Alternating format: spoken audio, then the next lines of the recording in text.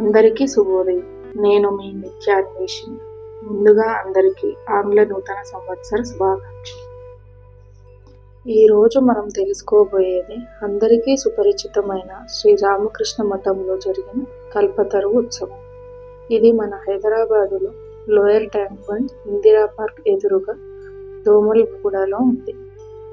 కొందరు ఈ మఠంలో జరిగే ఉత్సవాలను నూతన సంవత్సరం కనుక ప్రత్యేక పూజలు చేస్తున్నారని అనుకుంటారు. కానీ కాదు, దీనికి ఒక ప్రాముఖ్యత ఉంది. రండి తెలుసుకుందాం.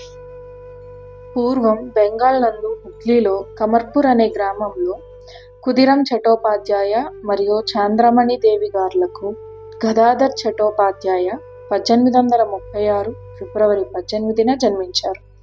వీరికి గదాధరుడు 4వ మరియు చివరి కుమారుడు.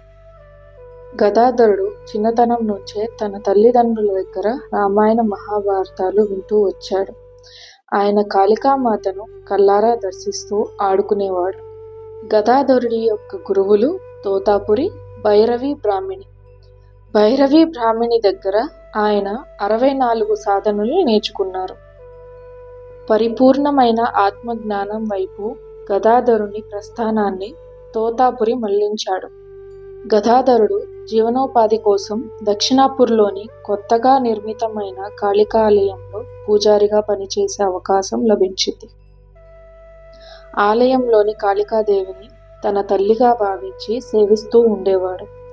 ఆయన దృష్టి ప్రాపంచిక జీవితానికి తీసుకురావటానికి 1859లో శారదాదేవితో వివాహం జరిపించారు.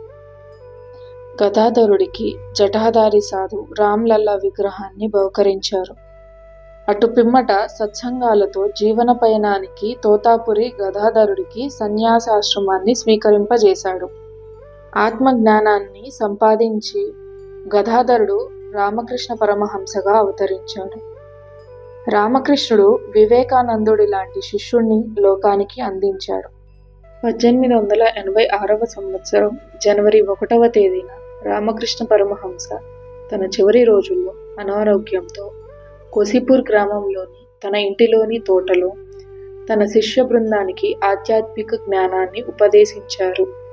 కోర్కెలు తీర్చే వృక్షంగా తన శిష్యులకు జ్ఞానాన్ని ఉపదేశించే కల్పతరువుగా మారారు. అదే సంవత్సరంలో దక్షిణాపూర్లోని కాళికామాత ఆలయంలో మొదటి కల్పతరువు ఉత్సవం జరిగింది. అప్పటి నుంచి రామకృష్ణ మఠం అన్నిటిలో కల్పతరువు ఉత్సవాలు జనవరి 1వ తారీఖున జరుగుతూ ఉండేవి. ఉత్సవంలో భాగంగా నిత్య భజనలు, హోమాలు, అన్నదానాలు, పూజలు జరుగుతూ ఉంటాయి.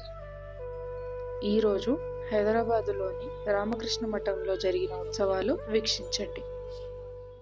రామకృష్ణ శరణం రామకృష్ణ శరణం శరణే రామకృష్ణ శరణం రామకృష్ణ శరణం రామకృష్ణ శరణం శరణే.